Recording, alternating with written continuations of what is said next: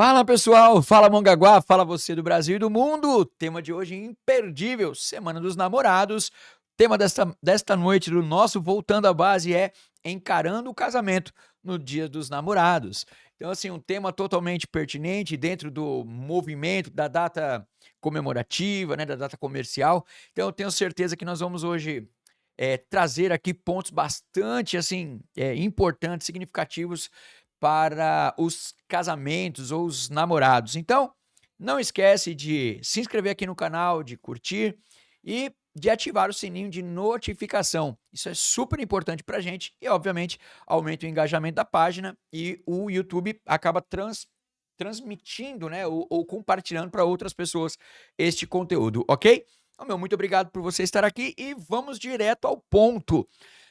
Casamento, encarando o casamento no Dia dos Namorados.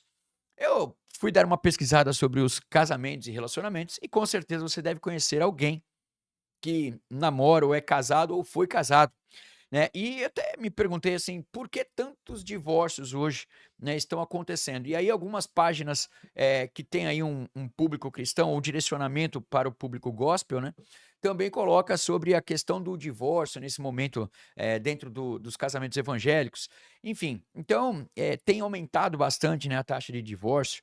E dentro daquilo que a gente já entende como cristianismo, como escritura, como base da sociedade, né, voltando à base aqui, então a gente precisa entender um pouco melhor o que está acontecendo e poder, de repente, tratar aqui os casamentos, eu tenho certeza que vai edificar a sua vida, vai te ajudar bastante.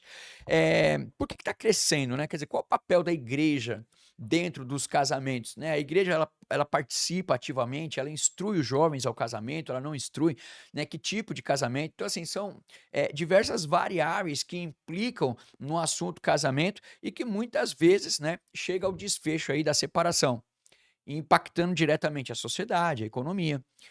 A sociedade, digo, porque as famílias acabam sendo desestruturadas, e aí você tem os filhos que são criados lá em guarda compartilhada, enfim, são vários aspectos aí, mas, né, a ideia ou o pensamento, ou a pergunta que fazemos é: o que está errado, né? Por que os casamentos acabam não dando certo? Então hoje nós vamos voltar à base, nós vamos entender qual é o caminho correto para um casamento dar certo, ou seja, encarando o casamento no Dia dos Namorados. Se a gente abrir o nosso Instagram, o WhatsApp, hoje, com acesso à tecnologia e todo mundo acaba hoje sendo aí uma produtora de vídeos, né, todo casal, enfim, todas as pessoas, está ao acesso hoje de todo mundo, né, ser um produtor de vídeo. A gente tem um alto número de memes, né, de casais aí que são, participativos e, se você perceber, algumas características são pontuais nos memes, sobre casamento. Por exemplo, né, a questão do sexo no casamento. Então é muito difícil, você vê os maridos, né, que põem o telefone aqui, põe o telefone na esposa e faz aquela brincadeira, né, colocam as músicas, né, outros, que, chegam de manhã, quando acordam lá, eles, simplesmente falam para sua esposa, né: "E aí, tudo bem?". "Mas por quê?". "Não, porque a gente não tem um casamento, né, a gente tem uma você é meu parceiro de morar em casa". Por quê? Porque às vezes o sexo acaba não acontecendo no casamento. Então nós vamos tentar tratar um pouco sob a luz das escrituras, né, vamos voltar à base de como deve ser, de como pode ser tratado o casamento, né, já uma vez que o casamento aí ele é pauta, né, de tantos casais e tantos memes na internet de maneira geral, nos vídeos por aí, nós vamos tentar entender o que está errado ou o que pode melhorar. Por que os casamentos podem dar certo ou por que não dão certo? Essa é a ideia do nosso programa de hoje, ok? E obviamente, né, quero convidar você mais uma vez a convidar as pessoas. De repente você está assistindo o programa aqui, você é casada, você é casado, né? Já chama lá o seu cônjuge que eu tenho certeza que vocês vão ficar de cabelo em pé com as coisas que eu vou dizer hoje aqui. E detalhe, são coisas que estão dentro das escrituras. Vale muito a pena você aprender sobre o casamento com uma visão ou uma versão bíblica, né, dessa instituição tão magnífica, poderosa e que, né, nos trouxe até aqui, porque se não fosse o teu pai e a tua mãe, você não estaria aqui assistindo esse programa. A gente pode discutir aqui modos de relacionamento, a gente pode discutir aqui sistema de união, a gente pode discutir ideologia de gênero, a gente pode discutir relacionamentos homoafetivos, mas fato é que se não fosse o papai e a mamãe, nós não estaríamos aqui para poder assistir esse programa, para poder entender melhor sobre esses aspectos aí concernentes ao casamento. Ok, pessoal? Então, quero aqui, obviamente, trazer a escritura como base aqui para nossa análise, né? Para quem não sabe, casamento é uma coisa criada lá no Éden.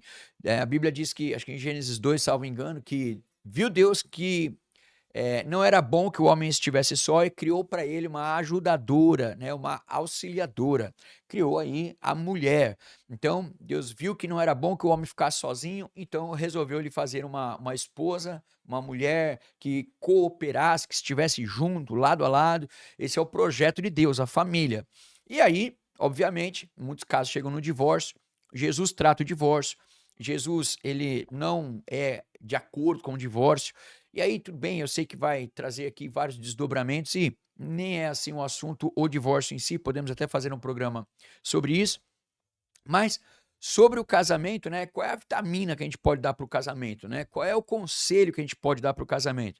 De repente, né, as pessoas ficam aí abaladas, não conseguem estruturar bem o casamento. Então, são vários fatores que vão implicar num casamento de sucesso, né? Passando aí pela escolha, porque muita gente casa errado, depois reclama, né? Então, assim, quer dizer, não faz uma análise ou não conhece a pessoa, depois tem dificuldades, aí a gente atribui a culpa ou a responsabilidade, né? A incompatibilidade de genes, enfim, ou não consigo dar certo, enfim, muita gente tem problema com o casamento. E eu quero abordar aqui pontos importantes, né, sobre o casamento, e eu vou usar aqui desde o início aqui o livro de 1 Coríntios, quando o apóstolo Paulo, ele é questionado, perguntado, né, sobre algumas orientações referentes ao sistema, como é que eu vou dizer? O sistema não, aos modos que as pessoas estavam tratando o sexo, estavam vivendo ali sexualmente. Então, o apóstolo Paulo escreve uma carta à igreja de Corinto, organizando, e obviamente uma cidade da Grécia Antiga, e essa cidade haviam ali muitas adorações, venerações a ídolos, a imagens, enfim, a deuses, né, gregos, e haviam inclusive sacerdotisas que praticavam sexo, né, dentro das suas religiões. Então, uma questão sexual totalmente assim diversificada, né, plural, e sem compromisso dentro do matrimônio. E aí, quando os crentes da igreja que Paulo funda em Corinto começam ali a caminhar com Cristo, eles têm uma série de dúvidas a respeito disso, né, a questão da promiscuidade sexual. E aí eles perguntam para o apóstolo Paulo. E aí ele vai responder, esse é o contexto, e ele vai responder aqui a essa igreja que agora está em Corinto. Ele vai responder o seguinte: olha, primeira carta do apóstolo Paulo aos Coríntios, a igreja que estava em Corinto, né, capítulo 7, verso 1, ele diz assim: quanto aos assuntos sobre os quais vocês escreveram, é bom que o homem não toque em mulher. A tradução do não toque é que o homem não se envolva sexualmente com mulheres. Mas isso não é uma proibição, ele diz que isso é uma orientação. Ele fala assim: olha, diante da promiscuidade que está, é bom que vocês não façam o que os outros estão fazendo. E aí é interessante porque 2000 anos depois, eu não sei se é tão diferente, né, a vida sexual de muita gente hoje. A gente vê que há vamos dizer assim, uma aceitação, uma liberação, né, o sexo fora do casamento, uma liberdade sexual construída aí também é um outro assunto aí, a gente vai falar de filosofia, enfim, essa questão da liberdade, né, ou da liberalidade aí da questão do sexo, mas fato é que havia uma promiscuidade sexual naquele período, muito semelhante com o que há hoje, não sei se dentro do mesmo contexto, mas a mesma liberdade sexual. Então, o que o apóstolo Paulo diz? Ele vai dizer o seguinte, fala assim, olha, relacionada à questão, né, dessa liberdade sexual, vamos dizer assim, o bom seria, ele fala assim, ó, bom é que o homem não toque em mulher, mas por causa da imoralidade sexual, cada um deve ter a sua esposa e cada mulher o seu próprio marido. Então a gente vê que o apóstolo Paulo começa tratando aqui dentro de um lugar onde havia a promiscuidade, a imoralidade sexual. Ele diz: olha, não se envolvam com essa imoralidade, e por conta da imoralidade, vocês casem com o seu próprio marido, com a sua própria esposa. Então, quer dizer, Paulo não combate aqui o sexo, ele combate a imoralidade ou a promiscuidade sexual. E isso é fantástico. Eu vou ler no final um texto que vai te deixar assim, literalmente com o cabelo em pé, se você ainda não ouviu o que eu tenho a dizer aqui sobre casamento, sobre relacionamento. E tá na Bíblia. Vou te mostrar algo fantástico. Vale a pena tu ficar até o final. Então, o que é que Paulo está tratando aqui, né? O Paulo está tratando da questão da imoralidade daquelas pessoas relacionadas ao meio em que viviam. Então ele está dizendo, olha, não é porque todo mundo se envolve eh, dentro de uma imoralidade ou dentro de uma promiscuidade sexual que vocês também vão viver isso, né? Então assim, cada um case com a sua Vou ler de novo aqui, ó. Por causa da imoralidade, cada um deve ter a sua esposa e cada mulher o seu próprio marido, né? Ou seja, nada de ficar de olho no marido da outra, nada de ficar de olho na mulher do outro. Então, o Paulo ele é muito claro aqui, muito objetivo, e ele traz: olha, é importante vocês não se envolverem na imoralidade e, por conta da imoralidade, vocês podem fazer, vocês devem ter uma vida sexual ativa, mas cada um com a sua própria e não com a pluralidade, né? Ou não com qualquer um, não com o sexo sem compromisso. E é interessante que o apóstolo Paulo ele aprofunda, né, neste tema aqui sobre a questão do relação sexual, do casamento, ele fala o seguinte: olha, o marido ele deve cumprir os seus deveres conjugais com a esposa. Olha que interessante, para com a sua mulher, ele fala. Então, assim, num primeiro momento ele fala assim: olha, não é bom para o homem que não toque em mulher, mas por causa da imoralidade, cada um casa com a sua própria mulher. Então ele condena a imoralidade, e não o casamento, e não o ato sexual. E ele diz assim: olha, o marido ele tem um dever de cumprir, né, as suas obrigações conjugais, os seus deveres conjugais. E da mesma forma, a mulher para com o seu marido, ou seja, uma orientação bíblica sobre o relacionamento sexual, e aqui ele está falando da questão sexual, né? Ele está tratando dos deveres sexuais, né? Dos deveres conjugais, tanto do marido quanto da esposa. Olha que interessante, né? E não esqueça do tema desta noite aqui, né? O tema do nosso programa. O tema do nosso programa é encarando o casamento nos dias dos namorados. Então, qual é a ferramenta bíblica? Qual é uma das vitaminas aí que você pode acrescentar a partir de hoje ao teu casamento?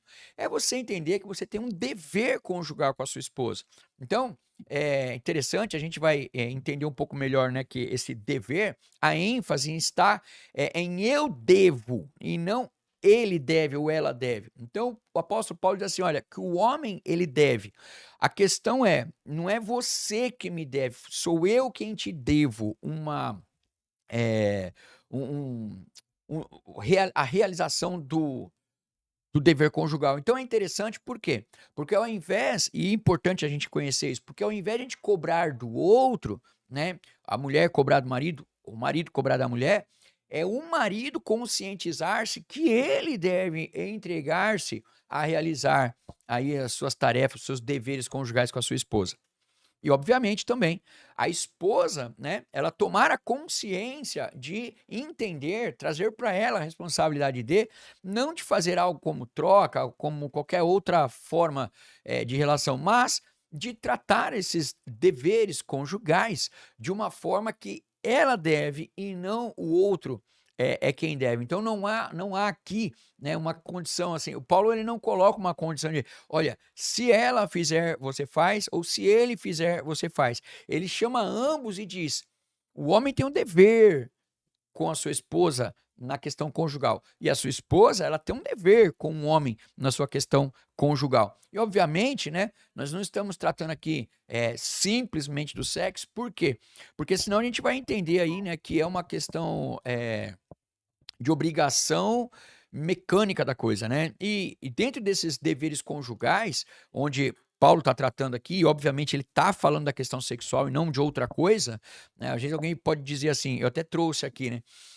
Deveres conjugais conforme o Código Civil. Ele diz que é o seguinte: segundo o Código Civil, os deveres conjugais incluem fidelidade recíproca, olha que recíproca, eh, vida em comum no domicílio conjugal, mútua assistência, sustento, guarda e educação dos filhos, além de respeito e consideração mútuos. Isso é maravilhoso. Porém, o que nós estamos falando aqui, né, o que Paulo está tratando, lembra como é que ele começou o texto? Ele começou dizendo: olha, por causa da imoralidade, então vocês casem, não toquem mulher, não pratiquem as questões sexuais fora do seu casamento. Então ele afunila aqui o assunto, né, e traz para o casal o seguinte: olha, vocês têm um dever, casou, o próprio Código Civil concorda que você tem um dever conjugal, e o Código Civil diz que quando você mora junto, não basta morar junto, você precisa dividir um leito conjugal. Olha que negócio extraordinário, né? Então assim, e esse não é, o sexo não é a coluna do casamento, mas é um dos motivos que atrapalha muito nas relações, não é? Então a gente vê que a Bíblia nos orienta, né, tanto o homem quanto a mulher, a terem isso como um dever de si próprio para com o outro, né? Ou seja, de entregar-se ao outro, ou de dever algo ao outro, e não o contrário. Por que muito casamento não dá certo? Eu falo muito isso quando eu realizo encontro de casais, palestras para casais. É interessante porque se você perguntar aí para quem você conhece, e perguntar assim: "Ó, por que você quer se casar?", né, geralmente, eu não estou dizendo que sempre, mas geralmente, as pessoas querem casar para quê? Para serem felizes, né. Então, assim: "Ah, eu quero me casar para ser feliz, para ter a minha casa, eu quero me casar para que eu tenha, né, o meu jeito, o meu", enfim, é sempre o meu e o eu, né, é sempre uma questão do ego, tratar o ego de si próprio. E dificilmente a gente vai encontrar alguém que vai dizer assim: "Ah, eu não vejo a hora de casar para eu poder fazer a minha esposa feliz. Eu quero me casar para eu poder fazê-la feliz na plenitude do relacionamento, quero acordar ao lado dela, eu quero dormir ao lado dela, eu quero, sabe, me entre", ou ao contrário, né, a esposa também: "Não, é que eu não vejo a hora de dividir uma casa com meu esposo, de ter liberdade com ele", né. A gente geralmente não vê isso. Então, geralmente, a gente vai ver alguém querendo casar-se para alguma conquista pessoal ou algum progresso pessoal. Dificilmente alguém vai entrar numa relação sabendo que está devendo ao outro alguma coisa, né? Tipo, vou fazer o outro feliz. Então, esse é um ponto. Vale até a pena você compartilhar com os jovens aí, né? Que pretendem um dia se casar e restabelecer alguns parâmetros aí que são importantes para o casamento. E continuando ainda dentro desse contexto de conjugalidade, né? De Paulo tratar aí sobre o cônjuge, ele diz o seguinte: olha, ainda para você ver como a questão é sexual aqui. E eu não sei se você sabia, mas a Bíblia fala disso. Ele diz assim no verso 4: a mulher não tem autoridade sobre o seu próprio corpo, mas sim o marido. Que me perdoem, né, as feministas, meu corpo, minhas regras. Biblicamente não é assim. Dentro do casamento, né, a gente pode abrir aqui um outro dia para falar sobre essas questões, mas biblicamente o corpo da mulher não é nem dela, é do marido. Olha que fantástico o negócio. E, né, calma, o pessoal, as feministas que acham que eu estou com algum tipo de discurso aqui ofensivo, tóxico ou, né, machista. Da mesma forma, então, vou ler o 4 de volta para dar sentido completo. A mulher não tem autoridade sobre o seu próprio corpo, mas sim o marido. E da mesma forma, o marido não tem autoridade sobre o seu próprio corpo, mas sim a mulher. Então, para você que queria já ficar nervoso comigo e bravo, presta atenção numa coisa. A Bíblia, ela traz uma equidade, ela traz aqui um momento de liberdade mútua.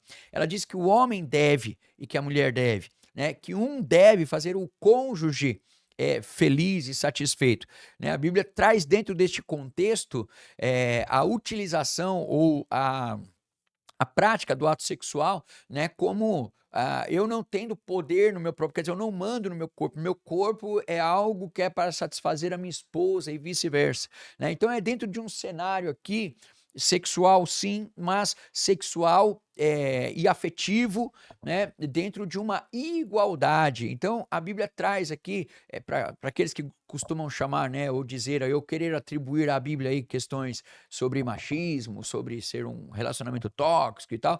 Muito pelo contrário, vemos o texto aqui tratando com bastante autoridade a igualdade, né, a equidade entre os casais, entre o homem e a mulher. Não tem o melhor, o maior, não tem aquele que manda ou que obedece, mas uma relação de igualdade e de igual prazer entre eles, né?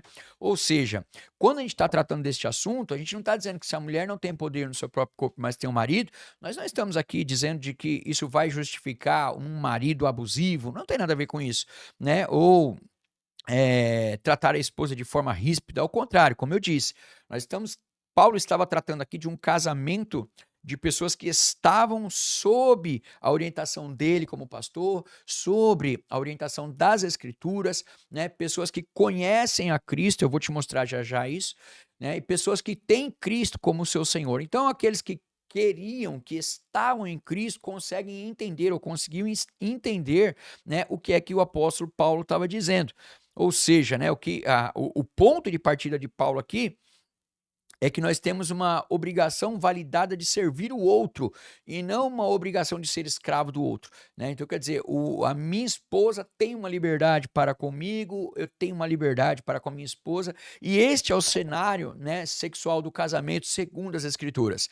Então, veja, a Bíblia jamais condenou o sexo em qualquer hipótese, né? A Bíblia, na verdade, ela incentiva o sexo, você vai ver que eu vou ler aqui para você também, mas ela organiza o sexo dentro de uma plenitude, uma liberdade, uma profundidade, né, a ponto de que o homem não tem poder no seu próprio corpo, mas sim a esposa o tem. Então, o homem, ele é da mulher e a mulher, ela é do homem, nesse sentido. E isso é fantástico, eu tenho certeza, né, que isso aqui é uma baita palavra de instrução para o casamento de muitas pessoas. E ainda dentro do mesmo texto, no verso 5, o apóstolo Paulo, ele continua, né? Então ele está tratando isso desde o começo, e olhem só que interessante como é que ele faz a abordagem aqui. Olha o que ele diz sobre a prática sexual. Nós estamos falando do Dia dos Namorados, encarando o casamento no Dia dos Namorados, ok? Voltando à base com as escrituras. Olha que interessante. Não se recusem um ao outro. Então, quer dizer, há uma orientação expressa aqui do apóstolo Paulo àquelas pessoas que estavam dentro de um contexto de promiscuidade da sociedade, né? Porém, ele diz assim: olha, vocês não se recusem um ao outro.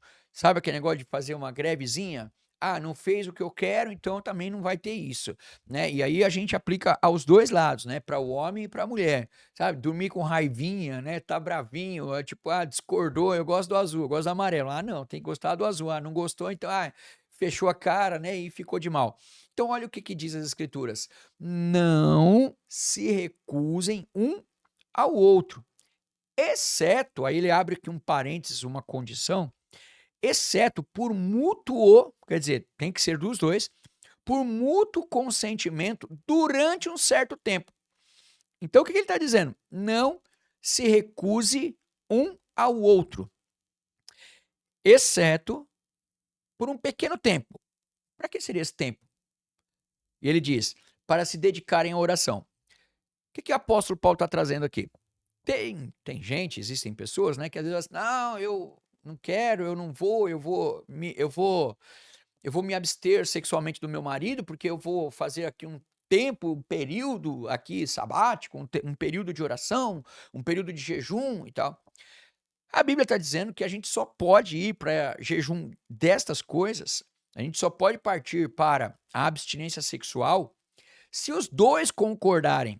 E isso tem que ter um tempo de início e fim, tem que ser combinado entre os dois, né? Então, quer dizer, eu não vou fazer porque eu vou fazer eu vou fazer uma consagração, que eu vou me separar para esse momento aqui, então eu não vou praticar sexo dentro do casamento. Tudo bem, só que o marido tem que concordar, ou se é o marido que partiu para esse lado, a esposa tem que concordar.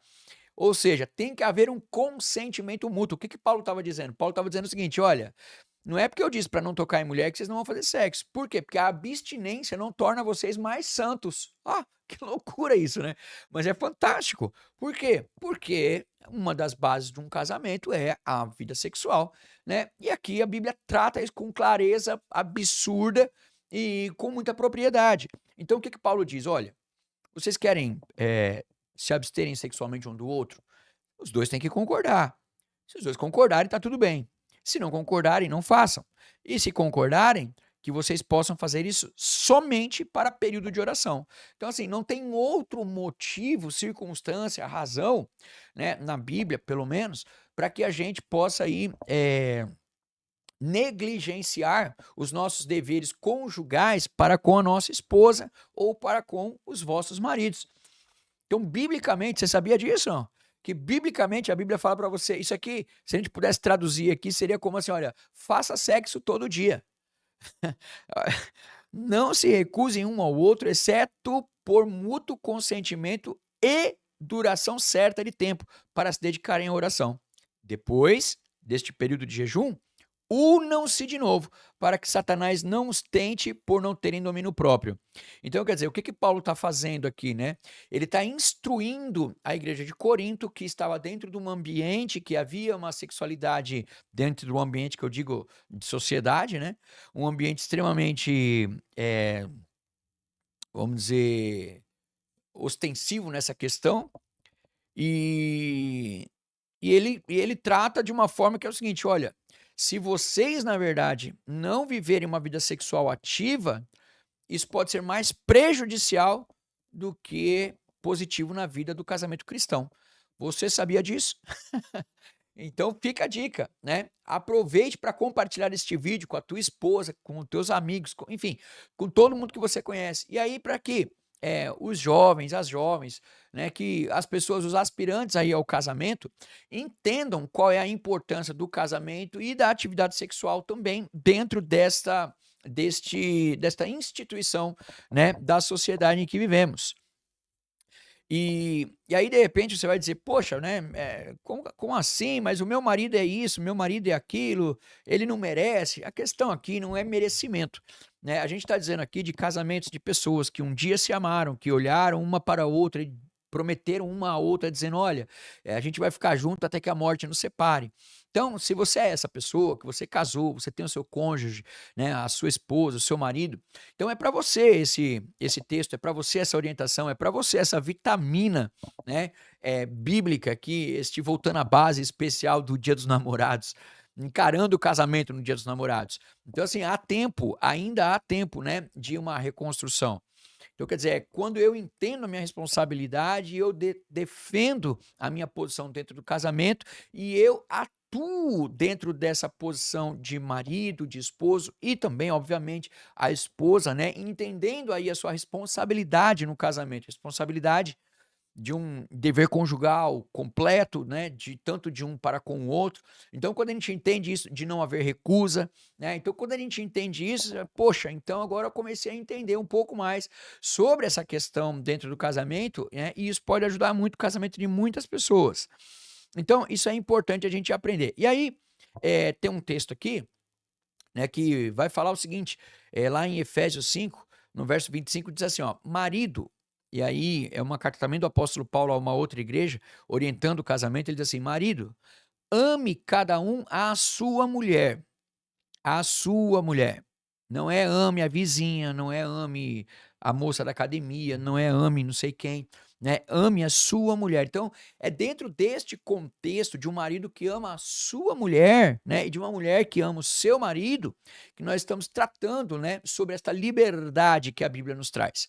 Alguém pode chamar de regra, mas tem umas regras. Não, não é regra, a questão é uma liberdade, né? Qual é a liberdade? O sexo pleno, a liberdade sexual, né, dentro do matrimônio, né? Uma liberdade para eu viver a totalidade do sexo dentro do casamento. Então, olha só, maridos, ame cada um a sua mulher.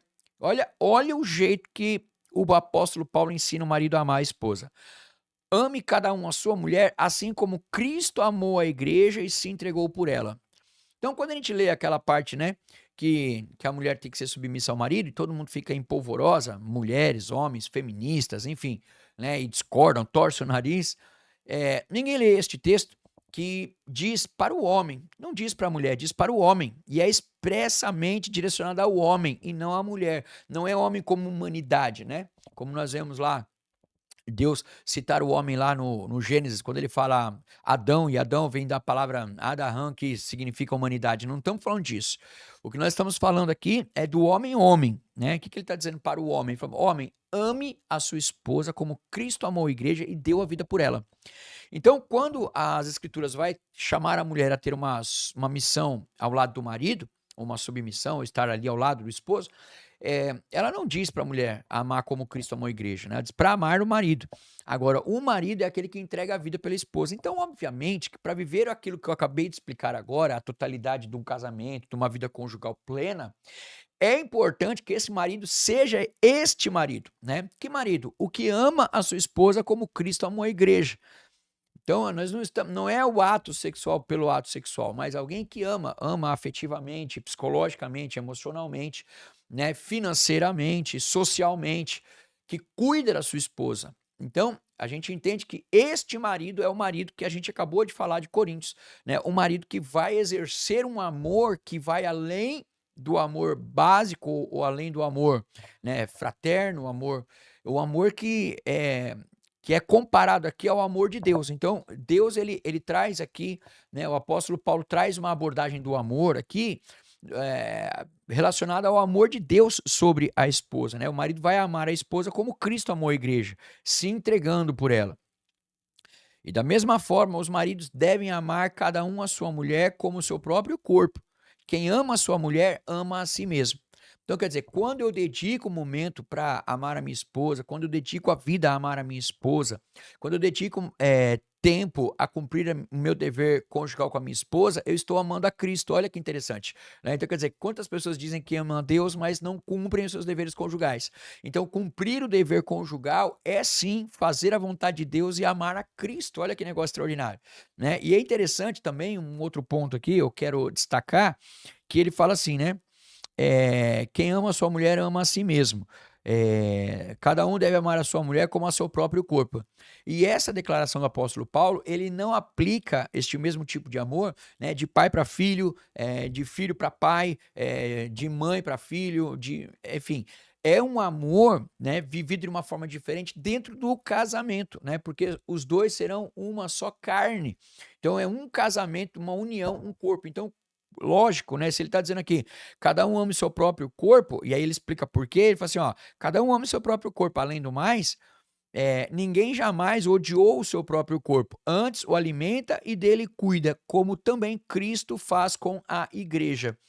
Então, homens de plantão que estão assistindo esse programa, né? Você tem um dever espiritual de amar a tua esposa como Cristo amou a igreja, né? Cuidando dela, alimentando a sua esposa, e, sobretudo, cumprindo aí os seus deveres conjugais. Então, é esse tipo de marido. Nós não estamos tratando aqui dos que não querem saber da palavra, dos que são grossos, dos que desrespeitam as mulheres. Nós não estamos falando daquele marido que é um troglodita, né, que é hostil, né, enfim,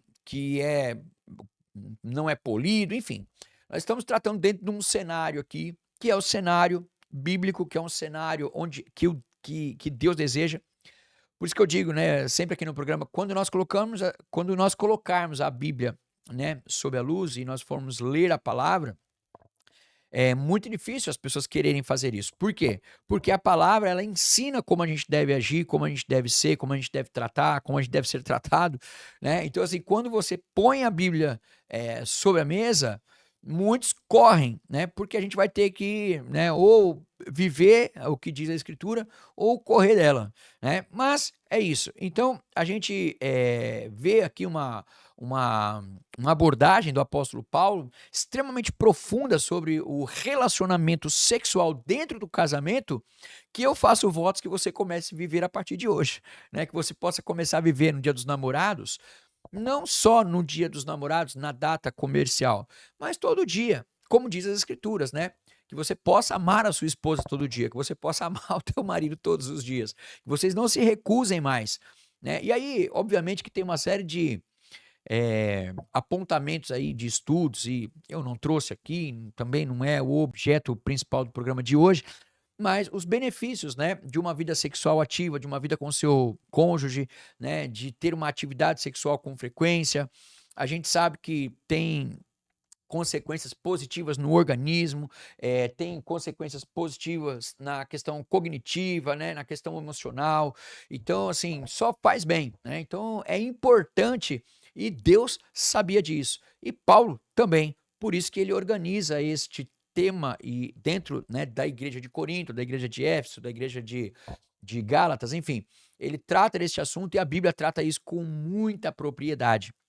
E para o final eu deixei aqui um negócio bem interessante, que também é lá no livro de Cantares de Salomão, um diálogo, né? A visão do esposo analisando a sua esposa e a visão da esposa analisando o seu esposo. Não dá para colocar tudo aqui, o tempo é curto, mas que você possa viver este tempo aqui no seu casamento. E eu vou ler com você, e aí é uma leitura mesmo da Bíblia, lá no livro de Cantares de Salomão, no capítulo 4, verso 1, ele vai dizer o seguinte, olha que interessante aqui, a descrição, você vai perceber comigo que ele está fazendo uma descrição da esposa, olhando ela de cima para baixo. Olha o que ele diz aqui, como você é linda, minha querida. Olha que negócio bonitinho, né? Qual foi a última vez que a gente chamou a esposa da gente de querida, né? Então ele começa dizendo assim, como você é linda, ele elogia e traz para perto, né? Como você é linda, minha querida. Ah, como é linda. Olha só, seus olhos por trás do véu são pombas. Os olhos. Aí ele diz, seu cabelo é como o rebanho de cabras que vem descendo o monte Gileade. Olhos, cabelo. Aí ele fala, os seus dentes são como um rebanho de ovelhas recém-tosquiados que vão subindo do lavadouro. Cada um tem seu par. Não há nenhuma ovelha sem cria. O que ele está dizendo aqui para a esposa dele, né? Ele está dizendo, olha como seus dentes são lindos. Quando ele fala que não há nenhuma sem cria, ele está dizendo, você nem é banguela, né? Quer dizer, você tem os dentes aí bonitinhos, então você tem os olhos bonitos, você tem o cabelo bonito, você tem os dentes bonitos. Ele continua dizendo, seus lábios são como um fio vermelho, sua boca é belíssima. Suas faces por trás do véu são como a metade de uma romã. O seu pescoço é como a torre de Davi construída como arsenal. Nela estão pendurados escudos, todos eles escudos de heróicos guerreiros. Olha o que diz as escrituras, o marido olhando a esposa. Os seus dois seios são como filhotes de cervo, como filhotes gêmeos. Eu vou deixar a interpretação e entendimento por sua parte, por seu próprio domínio, né? Olha, mas olha o que ele diz: os seus dois seios são como filhos de cervo, como filhotes gêmeos de uma gazela que repousa entre os lírios. Você é toda linda, minha querida. Em você não há defeito algum. Sabe o que a Bíblia está dizendo? Que este camarada que escreveu esse texto, ele estava vendo esta mulher todinha. Porque quando ele diz, em você não há defeito algum, o que ele está dizendo? Ele está dizendo que ele estava apreciando visualmente o corpo da sua esposa. Olha que negócio extraordinário. Você sabia disso? Você sabia que a Bíblia tratava deste assunto desta forma tão profunda? Então, é interessante a gente entender, como eu digo sempre aqui, né? O cristianismo te leva a viver a liberdade da totalidade, né, que a gente pode experimentar na vida. Então, muitos acham que a promiscuidade é boa, mas a Bíblia diz que o casamento é bom. A Bíblia diz que a unidade, a comunhão do marido e da mulher, a associação conjugal, esta sim, é algo que Deus considera como boa.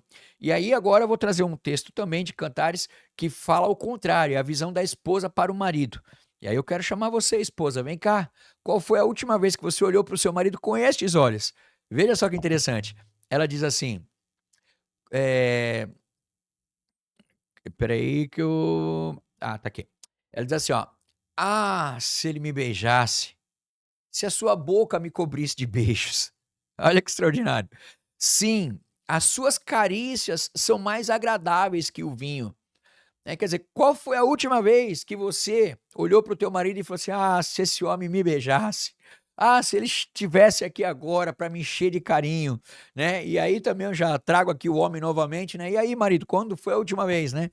Mas a mulher está cobrando aqui, ela está ansiando, ela está desejando, ela está vivendo um momento que ela fala assim, ah, se o meu marido me beijasse, né? E quanto o beijo não deixa, aí não vou nem entrar nesse quesito também, eu vou deixar para os psicólogos que falam sobre beijo, né? Mas pesquise aí a importância do beijo no relacionamento, né? O beijo na boca, o beijo de língua, né? Então quer dizer, o beijo. E ela fala assim: "Ah, se ele me beijasse na boca, se a sua boca me cobrisse de beijos", tá vendo? É beijo na boca, é beijo, né? Olha o que ela diz ainda aqui, ó. A fragrância dos seus perfumes é suave, ela gosta, ela lembra do perfume do marido. O seu nome é como perfume derramado. O que ela está dizendo aqui, né? Ela está dizendo o nome dele. Tem mulher, tem casamentos aí que quando o marido chega, o pai, as crianças chegam, mãe, o pai chegou. Ai, meu Deus, lá vem. Pronto, acabou meu sossego, acabou minha paz. É ou não é? Quantas pessoas você não conhece que acabam vivendo esse tipo de relacionamento? Mas é isso que está errado, não deve ser assim, né? Quer dizer, o marido chegou, só de você ouvir o nome do marido, isso deveria trazer uma alegria, né? Teria que ser como perfume para você. Aí ela pega e diz assim: ó, leve-me, vamos depressa, leve-me, rei, para os seus aposentos, né? Quer dizer, ela queria ter momento de intimidade e comunhão com o rei. Ela queria ter com seu esposo um momento de liberdade profunda ali, né? Aí ela coloca aqui para finalizar, né? Estamos alegres e felizes por sua causa. Celebremos o seu amor mais do que o vinho. Com toda a razão, você é amado. E olha que interessante aqui. Porque esta mulher, e mulher, a gente sabe que ela é muito mais emocional do que o homem é muito mais racional, mas a Bíblia registra uma frase onde diz que a mulher, ela diz o seguinte, olha, com toda a razão você é amado. Esposa, você tem amado o seu marido, o seu cônjuge, né, com razão e não simplesmente com emoção, não simplesmente pautado num sistema de troca. Meu marido fez isso, então eu vou lhe oferecer uma vida conjugal melhor, né? Meu marido me desagradou, eu não vou fazer isso ou aquilo. Então a gente percebe aqui, né, que o grau e o nível de relacionamento para alguém que está, né, dentro do, vamos dizer assim, da liberdade cristã, né, ele é muito mais profundo do que qualquer livro de romance que você possa ler, né, do que qualquer outro livro aí de sexo fácil, de sexo promíscuo, né? Então, quer dizer, o que a Bíblia oferece é uma liberdade plena e absoluta dentro do casamento para que haja um amor verdadeiro e um amor sexual também, né? O amor eros, né? Um amor que vivencia a prática sexual, onde o marido ele vislumbra o corpo da mulher, ele olha, ele admira, ele fala: olha, os seus olhos são isso, o seu cabelo é aquilo, o seu pescoço, os seus seios, você é toda linda, você é toda perfeita, não tem defeito nenhum em você. Então, essa é a plenitude, né, e a vontade soberana que deve haver em nós. E aí, assim, a mulher coloca aqui no final, e eu deixei isso aqui para o final, que a mulher diz: olha, com toda razão você é amado. Né? Então, assim, o meu convite, né, finalizando aqui o nosso programa, é para que você possa viver a totalidade do amor eros, do amor entre homem e mulher, dentro do seu casamento. Então, assim, o convite de Deus aqui, e a instrução, inclusive, de Deus, não é que aquele que é cristão, aquele que pratica uma fé, aquele que é religioso, que ele não faça. Muito pelo contrário, né? Faça amor, né? Namore com a sua esposa, cumpra os seus deveres conjugais um para com o outro, né? Esse é o objetivo. Então, eu quero convidar você a viver essa novidade, a convidar o seu parceiro, senta com ele, assiste esse vídeo, vê o que a Bíblia diz, fala para ele: olha, né, olha o que a Bíblia fala sobre relacionamento de homem e mulher. Pega a sua esposa, fala: olha, vem aqui, né, tem um texto aqui bíblico que eu quero que você assista comigo, né, compartilhe com casais que talvez hoje estejam em crise.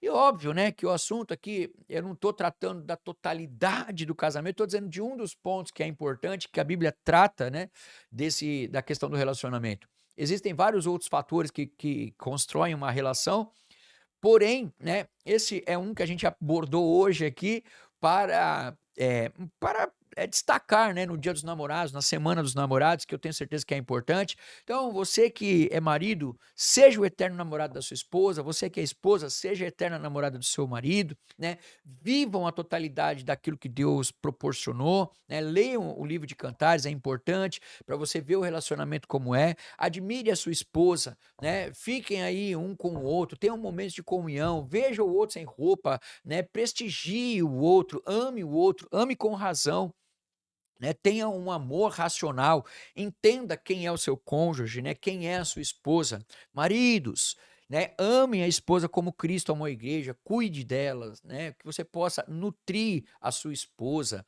que nós possamos nutrir as nossas esposas, que nós possamos viver aí essa totalidade do que diz as Escrituras nesse dia dos namorados. E é esse o recado, e é esse o programa de hoje, este é o Voltando à Base, e eu peço a você que, se este conteúdo foi de fato importante, se este conteúdo é importante, né, se você conseguiu aí ser edificado por este programa, então eu quero convidar você a compartilhar isso, né? Compartilhe, eu tenho sempre pedido aqui, compartilhe esses vídeos com os teus pastores, eu sei que pode ajudar muito, né, as igrejas. Então compartilhe com os seus pastores, compartilhe com os seus cônjuges, e eu tenho certeza que você vai ser abençoado e que isso vai mudar muito a sua forma de ver o casamento, de ver as escrituras, né? E pode entrar em contato com a gente para tirar dúvida, não deixe de curtir aqui a página, o nosso canal, se inscrevendo no canal, assinando aí, posicionando o sininho de notificação e nos seguir lá no nosso perfil no Instagram, que o Diego já colocou aí aqui no rodapé, que é o PR Marcos Fracácio no Instagram, né? Ajude a podermos aí fazer um trabalho de divulgação do Evangelho, ajude-nos a voltar à base, a levar a sociedade para o caminho das Escrituras, e compartilhe também o nosso perfil, mande lá informações, dúvidas, sugestões, convites, enfim, tudo lá no Instagram. Ok, pessoal? Então eu quero agradecer você que teve a paciência e que ficou até aqui. Espero que realmente tenha sido um programa extraordinário para você. Convide, compartilhe este vídeo, o link aqui do programa, e que Deus possa abençoar você, e fiquem todos com Deus, e até uma próxima, se Deus quiser, até quarta que vem. Um abraço e até lá.